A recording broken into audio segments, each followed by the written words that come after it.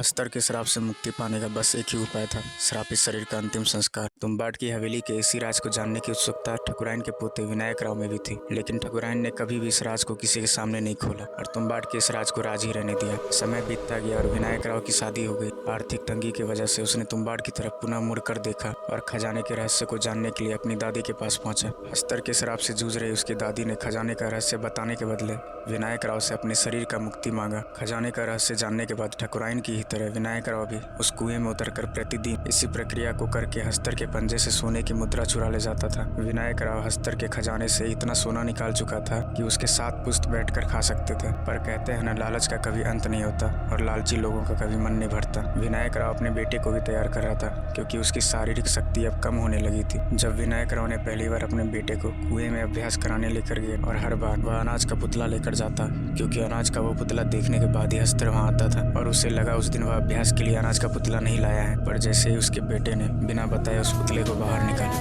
फिर जो आगे हुआ उसने पूरे कहानी के रूप को बदल दिया।